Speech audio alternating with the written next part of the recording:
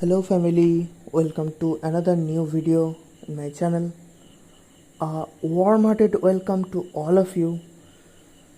How are you all? I think all of you are fine. In this video, I am going to discuss Jack Mags by Peter Carey. And if you haven't checked my another videos, please go and check. I will try to add the link in my description box. Please check. And if you are new in my channel, please don't forget to like, share, subscribe and support, and please try to keep the notification bell on to get the notifications earlier. So let's start our discussion. Peter Carey, in full Peter Philip Carey, was born in May 7, 1943, Bacchusmarsh, Australia. He was an Australian writer known for featuring the surreal in his short stories and novels. Carey attended the prestigious Geelong Grammar School and studied for a year at Monash University in Clayton, Victoria. He worked as an advertising copywriter and at various other odd jobs in Australia and England until 1988, when he became a full-time writer. He wrote some short stories like The Fat Man in History, War Crimes, etc.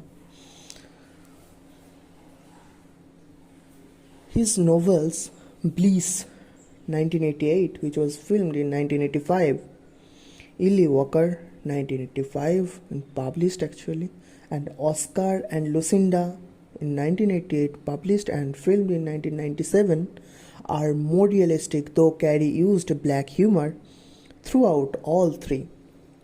The later novels are based on the history of Australia, especially its founding and early days. His other works included The Tax Inspector 1991, The Unusual Life of Tristan Smith 1994, Jack Mags 1997, and True History of the Kelly Gang 2000, filmed in 2019. A fictional account of the Australian outlaw Ned Kelly, My Life as a Fake 2003, and Theft 2006 explore issues of authenticity in literature and art. His Illegal Self 2008 relates the story of G, the son of radical students who left him with a wealthy grandmother, from whom he is seized and then taken on a continent-spanning journey with the ostensible purpose of reuniting with his parents. Parrot and Oliver in America 2009 is a picaresque work set in the early 19th century. It presents the adventures of two men, one a young French aristocrat whose portrait is based largely on Alexis de Tocqueville, and the other an Englishman traveling as his servant and protector as they confront the new world together. The Chemistry Tears 2012, etc. He was an Australian novelist, so his most of the works based on Australians. Carey twice received the Booker Prize in 1988 and 2001 for Oscar and Lucinda and True History of the Kelly Gang, respectively. Jack Mags by Peter Carey is a convict narrative, and it is an attempt to rewrite the story or the plot of Charles Dickens' Great Expectations, because here are some characters which actually are from Charles Dickens' The Great Expectations, and not only the characters but the plot is presented from the point of view of Peter Carey, because Charles Dickens represented a point of view of a child, of another person, but here Peter Carey represented the point of view from another person who is very much neglected on the Great Expectation.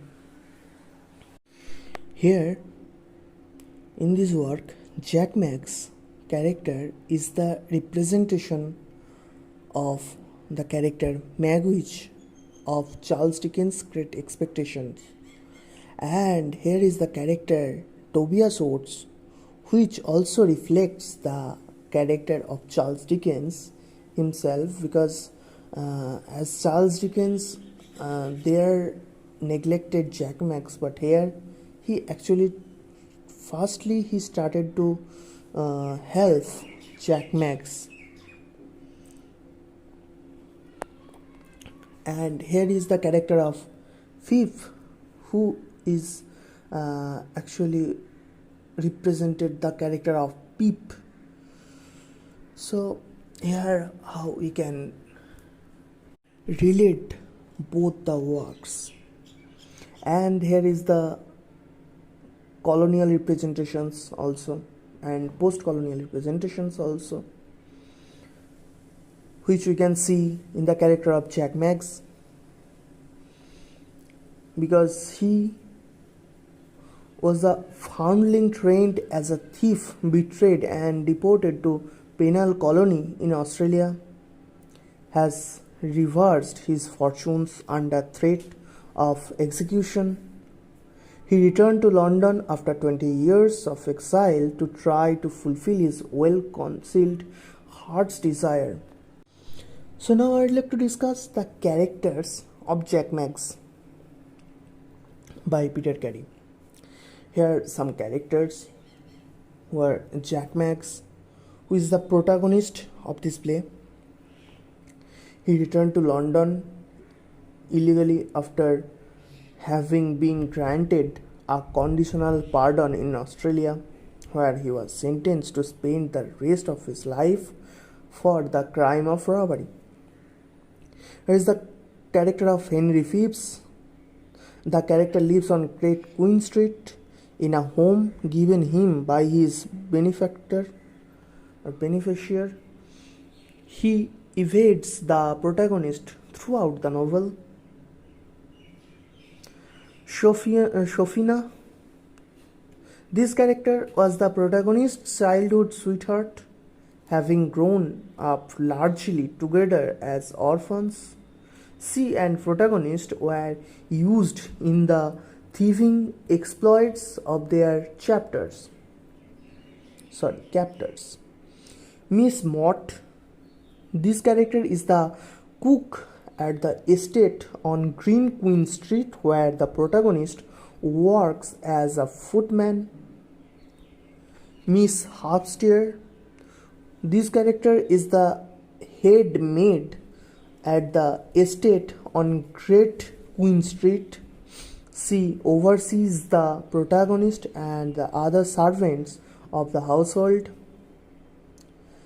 Then Marcy Larkin.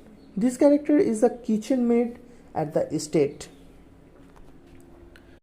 Then here is the character of Tobias Oates, who is the also representation of Charles Dickens. Carey's extensive use of orphaned and partially orphaned characters rivals even that of the writer who inspired Jack Max, Charles Dickens. The destiny of such characters suggests that London in the novel is a city in which people grow up without the guidance and stability of a father. In Great Expectations, Magwitch is sentenced to transportation to Australia and is absent for much of the story. But Carey, who often writes on the theme of Australian identity, picks up on these dynamic characters a story of redemption. So, as I have said, here is the representation of colonialism, and where is colonialism, there will be the story of redemption too. Max is on the search for his son, Henry Pepys. Carey's stand in for Pep.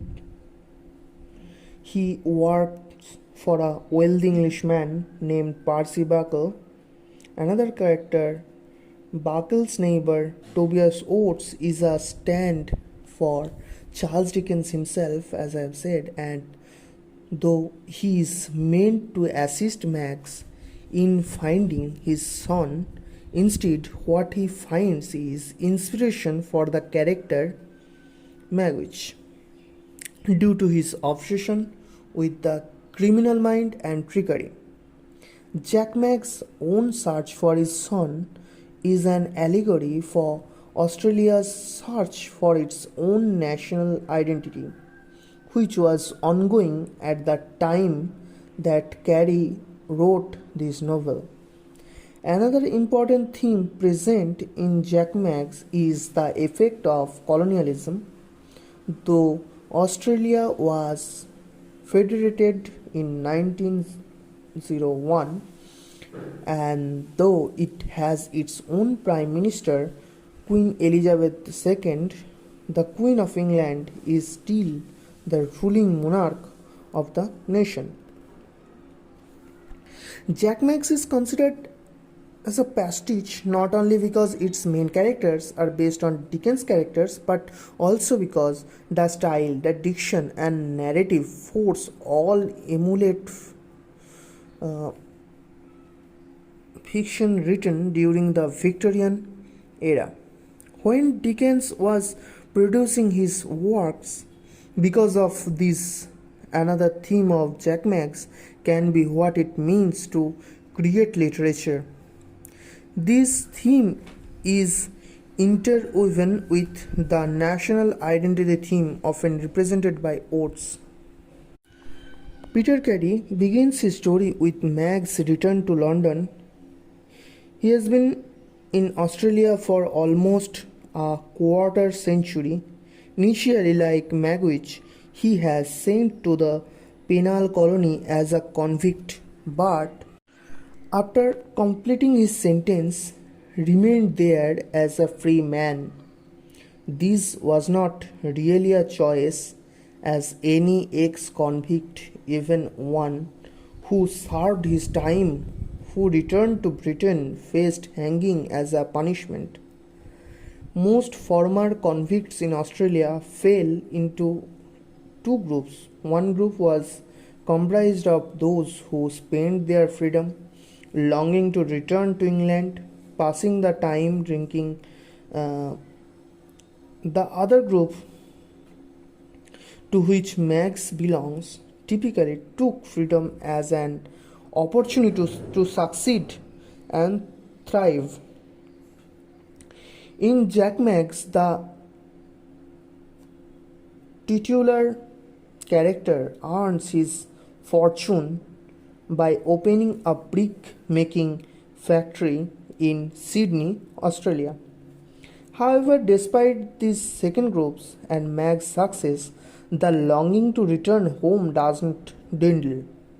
Not only does Mags feel a pull toward his homeland, but he also feels a disconnect with the indigenous peoples of Australia. In other words, he feels as though he has no identity. Furthermore, he longs to see Pepys again.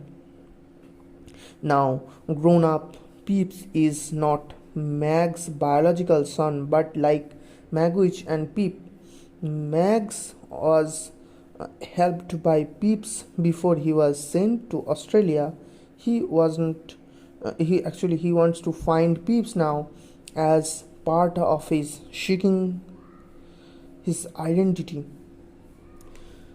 He also wishes to make himself known as the young man's mysterious financial beneficiary. The story takes place in 1837 London, and the city is painted in a very similar light to Dickens' of darkness, of faith, of overcrowding, and of course. With Pepys, the story includes an orphan, much like many of Dickens' works. Due to writing 150 years after, more than 150 years after Dickens' Great Expectation, their topics Carey is able to include that Dickens didn't, fleshing out the horrors the downtrodden faced in even more grotesque terms. Carey writes about prisoners being flogged and child prostitutes being raped. For example, though Mags and Oates have several differences, they also have multiple similarities in their respective histories. Both of them know the pain of losing a child as well as losing the women they love. Carey's list of awards and honors are enough to suggest that even though Jack Maggs received some negative critique for its pastiche nature, the novel demonstrates a skilled writer of the helm. Among those awards, the honors are 2 Booker's Prize. He was one of only 3 authors to have won this award twice. Jack Maggs won the Edge Book of the Year Award in 1997. The novel also won the Commonwealth Writers' Prize in 1998. Among his dozen plus novels, other notable titles include Oscar Prize also. So now I'd like to end the novel by narrating the last sides, and after finding his son also, he means Magwitch or Jack Maggs here actually found guilty for a murder, and for what he was sentenced to death, and the story ends with the death of Magwitch's death sentence, and the next day's newspaper report where it is published that Magwitch is no more. Jack Maggs is no more. Because of his guilt, he was punished with death sentence.